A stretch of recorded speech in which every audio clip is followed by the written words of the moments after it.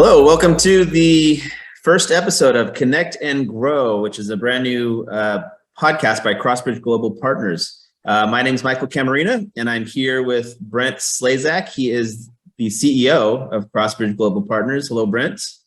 Hello, Michael. How are you? Excited about this. Good. Excited to do this podcast. Yeah, it is exciting.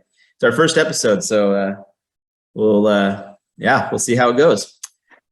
So first, I wanted to just kind of introduce the podcast to everyone. The podcast is called Connect and Grow. It's a podcast by Crossbridge Global Partners. Crossbridge is a technology company. We primarily provide nearshore software talent out of Latin America. We also do AWS migration and modernization, and we do all kinds of projects. We really don't have a specific technology that we engage in. We're all over the map. We can handle pretty much anything. So, and the purpose of this podcast is just to connect with people in the technology space, to connect with people, to network, and to grow together. And so we'll be talking about things regarding software, IT. We'll be talking about business things, recruiting, all sorts of stuff that have to do with what we do as a company and what our customers are looking for as well. So that's kind of a little intro of what we're going to be doing with this podcast. So with that, I want to ask you, Brent, to just kind of tell us a little bit about yourself, your background, your experience, how Crossbridge came about as one of the co-founders. You've been here since the beginning. So why don't you tell us a little bit about yourself? Sure. Well, I've been in the technology industry since 98, doing web development. Actually, a small company out of Tustin, California, Paul Sheriff and Associates. He was the Microsoft regional trainer at the time. So I actually was able to learn all the Microsoft technologies at a very early stage in my career. Actually started the web division there because he didn't know anything about web and said, here you go, figure it out, because I got a client who wants to build a website. So wow. I started training for about a month there, and then he said, all right, get going. You need to start being billable or move on. So that was my foray into technology, and it actually really created a solid foundation of technology and learning and growing. And that's really what I found is technology is all about learning, right? You got to stay on top of the trends and what the new changes are and the new updates that are happening. And so it laid a good solid foundation for me, and really got into quite a few different companies in the medical industry, financial industries. I had a pretty good stint then at the Walt Disney Company. So after about 6-7 years doing consulting and different things for small businesses, moved to the corporate world and worked at Walt Disney Company as a principal architect and doing solutioning for the corporate segment of Disney. So the executive branch, right? The finance, tax, legal, the Bob Igers there, and at the time it was really fun. That was during the Pirates of the Caribbean phase of Disney, which was really kind of fun. Yeah. Going to lunch at the commissary, and I got this Mongolian pirate, standing next to me on his cell phone, and bringing food through the. We actually one time I came into work, and there was a pirate ship on the parking garage. Just overnight, they put a parking ship on, or a pirate ship on the parking garage. It was kind of a cool time. If you're doing technology, it's kind of a cool company to do technology with. Sure. So learned a lot from just a corporate, side, like mega company size, a lot of vendors from that standpoint, working with Disney, the big players, KPMG, Accenture, and a lot of global partners like Cognizant, and even IBM, coming in and doing a lot of consulting. And so that's a little bit about my background. So I was actually, I kind of had a unique experience. I was on the enterprise infrastructure team and helping build the Disney private cloud. And then I was on the enterprise application services team. So my experience has been very much on both infrastructure and applications, which kind of is somewhat unique. And so for me, my passion then became infrastructure automation for a period of time. And so did quite a bit of that because it kind of took the software side and really make infrastructure explode with that. And that to me was really fun. Yeah. So that was kind of where I came to before Crossbridge and my experience before then. So self-taught software developer that then gets hired by Walt Disney Company. That's pretty impressive. Pretty crazy. Yeah. No college degree either. Just experience and learning. I mean, those first few years were kind of the college experience, if you will, right? Just constant learning. So just shows you where hard work can get you, right? 100%. Persistence beats resistance. Yeah, for That is for sure. Well, let's talk a little bit about how you got Crossbridge started then. So you were at Walt Disney, and then shortly after that, you started Crossbridge Global Partners. So tell us a little bit about that. Yeah, I was with Disney for about 10 years, and then really still had a passion for small business.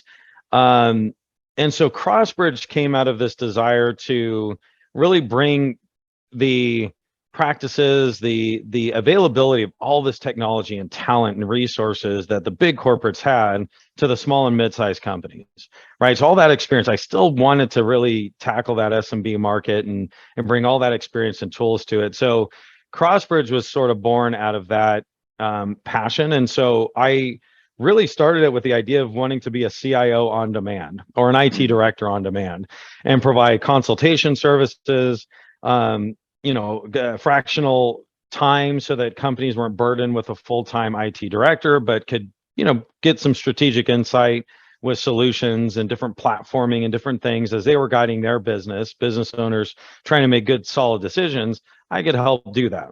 And so that's really where it started. Early on, though, we bootstrapped everything too. We didn't bring any financial partners in. My wife and I sold our house, and we took severance money from Disney, and we just put it all into the company. Wow. And so it was a massive risk. My wife was a trooper. She was just, as courageous as anyone to take the leap. We still had kids in the house too at the time. We have 3 kids. And so it was definitely a risk, and massive, and, sleepless nights for sure. But it was a blessing that we were able to get through that early stage. We had some pretty good, solid clients early on. And I always said the biggest thing that we were looking for was time, right? If we could get enough clients and enough money, it'd give us enough time to go find that next client and then the next client. Time, that time you needed to get and bridge the gap to the next client was huge.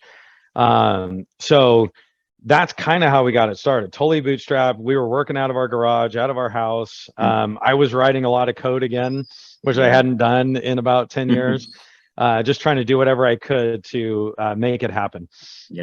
So that's how we kind of got it started. And really, again, it was a passion for small businesses that really, spurred us on. So that's awesome. That's a cool story. And then from there, you kind of got into it went down a different path, not the path you originally intended. Is that right? Yeah, it's an interesting thing with business. You kind of set out, in a certain path, but you got to follow the opportunity, right? And one of the problem sets that we found with small businesses is cost for resources were really key, right? I said, oh, I've done this, before. I mean, with Disney, we've done India resources, Europe resources. I know how to do outsourcing, right? I brought in all kinds of big players before. I'll do that again. Biggest problem with that is we're working real time with customers and trying to build software, and the 12-hour gap, roughly 12 and a half hours with us in India, it was just too much of a hurdle. We were too small. We were trying to be too agile and too nimble. We were making real-time decisions. We were getting feedback loops, trying to build, minimum viable products for startup companies that had minimal budgets and needed to move quick and didn't have clearly defined requirements. That's tough. And I had a colleague, actually, Disney mentioned a resource that he had in Mexico. My first question was, is there talent in Mexico? This was 8 years ago, right? And so after he had introduced me, he introduced me to this guy, Luis. Luis Peralta. Luis Peralta happens to be our CIO now. He's been with us since the beginning. This guy is a rock star. Yeah. He is extremely talented as a developer, but even more so as, running our operations and our IT operations.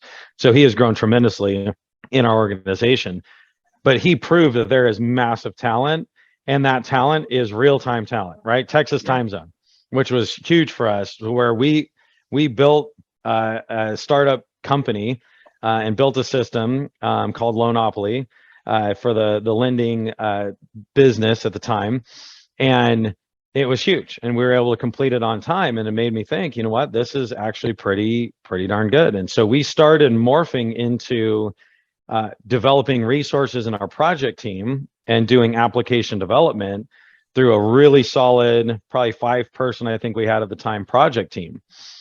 Then we had another morph happen. So we had a company come to us and say, we don't actually want your project team. We just need you to find us resources. We'll manage the task timelines and deliverables. We just need you to find them and pay them and manage all the HR. And it was a large organization out of Los Angeles. And we said, you know what? Yeah, we can do that. We'll figure that out. And so we were figuring out pricing models and how to manage all this. And sure enough, we ended up hiring about 20 resources and managing those 20 resources for that company. And then that opened up a whole nother world of nearshore staff augmentation for our company. And really that's become a focus for us, because we found we really do recruitment well, but what we do extremely well, even better than that, is talent retention. Because we do see ourselves as the Crossbridge family. We take care of our resources. We pay them well. We have, fun events. We have a lot of camaraderie and collaboration between our people. So we found that since we can retain talent really well, we thought, man, let's just open this up to other companies who might just need staff more so than, project development. So we ended up with 2 different paths where we could offer to companies where we can do consulting and then we can do staff augmentation. Yeah.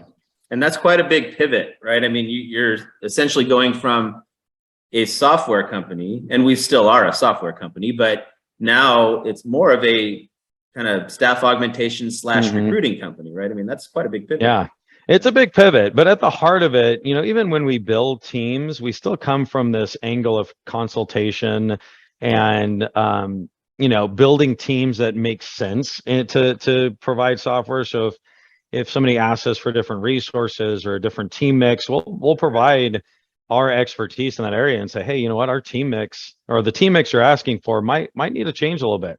Like the product manager, product owner really should probably be as closely tied to your business or even on site, embedded into your business. That's not something we would even want to put in our our project team. Different things that we'll add in kind of our consultative feel. Our heart of the business is still there as far as really helping the small and mid-sized companies be successful and not wasting money, right? I understand, starting with family money, right? As I always kind of say, right? We started with our family's money, and I still value that for other folks, right? Yeah. We see that, as if it's our family's money that we're spending with our clients, right? Yeah. We want to look at it very similarly like that, because we want to care for them just as much as they've cared for us during the time we were growing. Yeah. And you know what? That's actually a good segue into my next question. So how would you describe what the mission of Crossbridge Global Partners is?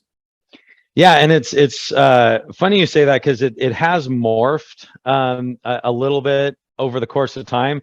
I can actually give you our official mission, which I might as well. So Crossbridge exists to connect extraordinary talent with opportunity, cultivating an atmosphere of community, creativity, and productivity to bring value to our partners through a personalized, success-focused experience. So that's sort of the official one that we have. The flavor behind that is providing opportunity, right, for our talent, for our collaborators that are in our global locations all over the place, and then providing opportunities to our clients where they can get cost-effective resources to build that product, that business, the dream that they want to see fulfilled. We can help bring that to a reality, and do that successfully with cost-effective means and still maintaining quality. So that's pretty much what we still landed on is successful outcomes for our clients. Yeah, and you mentioned the retention, right? The talent retention. That I think is what, at least in my eyes, that's what makes Crossbridge kind of stand out against the rest, because I believe we do a very good job of retaining talent. There's, like you said, we have some fun activities. We have, of course, our monthly all hands meeting. There's a lot of reasons why our talent wants to stay with Crossbridge, and a lot of times they make that clear to us that they don't want to leave Crossbridge. They want to stay with us. So yeah, I think that's pretty much what makes us, stand out from the rest. I don't know what your thoughts are on that. Yeah, no, absolutely. It's I think most businesses will agree that it's hard to find talent, but it's even harder to retain. Yeah. I mean, in the US, the trend has been maybe a year and a half to 2 years that a resource will stick around in a company, and typically they'll want to move on, whether it's a technical architect or a senior .NET developer or whatever that role is, they're typically trying to move on to move up. Yeah. That's kind of a common trend. It's hard for people to find growth opportunities within an organization, which we value that. We want to, with our collaborators, see opportunities for growth within the organization. Yeah. But that is a general trend in the industry. And it's really hard as a business when you're investing, hundreds of thousands of dollars potentially, and sometimes millions of dollars into a project, to have your key members leaving midway through a project, right? Yeah. And there's that domain knowledge that goes with them that has to be, reintroduced into a new resource. And so trying to get talent to stay is very, very difficult. Yeah. And so that's why we value it. And because we understand, again, successful outcomes require a team that gels and that sticks together for the long haul of that endeavor. So that's right. That's a huge deal. So we invest a lot into it. We hired a vice president of people and culture last year. Mainly for that purpose. The whole focus of that department of people and culture is talent retention. Yeah. So we've got our team success managers who are dedicated to our collaborators and each team member within the collaborators. And then, again, the VP of people and culture who has an amazing background. We'll probably have him on the podcast at some point here. Yeah. Justin Lopez, he's local. And so he's been phenomenal and fantastic. So he's really providing a lot as far as the talent retention side. Yeah, we're definitely going to have Justin Lopez on the podcast at some point. Also known as J-Lo, right? We also J-Lo, yes. Justin Lopez, right? Well, his wife is Jennifer Lopez. That's right, Jennifer Lopez. So she actually is J-Lo, not the actual J-Lo, not the actual. Yeah. Just for everyone out there. So she became J-Lo when she married Justin. So that's right. Congratulations to her. All right. So last kind of question, just to kind of wrap up this kind of introductory podcast. What are your kind of future vision of Crossbridge? Where do you think Crossbridge might be? Because you never know, we might have to pivot again, and that's right. That's fine. But where do you see where Crossbridge might be in the next 5-6 years? Yeah, and that's a great question. I think obviously growing our current verticals within our staff augmentation, our consultation with our project work, I think is huge. That's a staple for us, and we're going to continue in that area. A couple areas that we're really pushing that I think will grow in the next few years is our AWS migration and modernization. Again, coming from the infrastructure side too, there's a massive push for cloud. There's still a huge opportunity for companies to benefit from the cloud.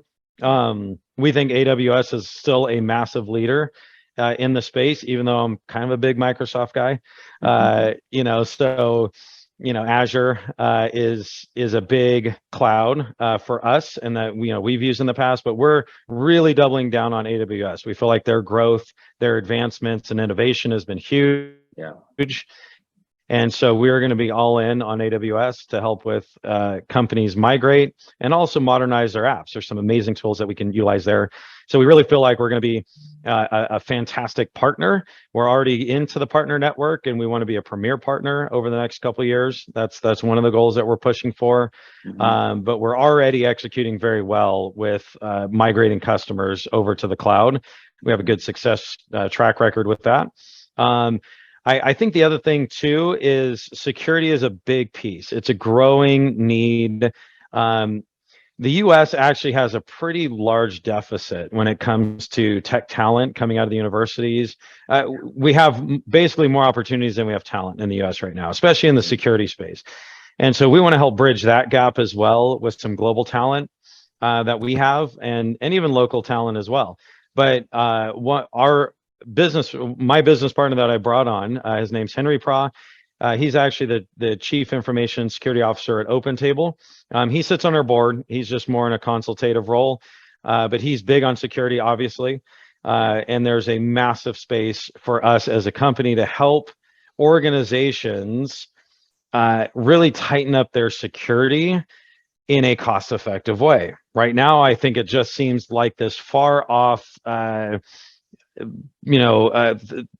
unattainable goal for small and mid-sized companies. And that's, again, why I want to kind of tackle it, because it's not for small companies. And a lot of organizations right now, other consulting organizations, are charging extremely high rates to just lock down and tighten up security for companies. So we want to come in with reasonable rates and quality products and quality services.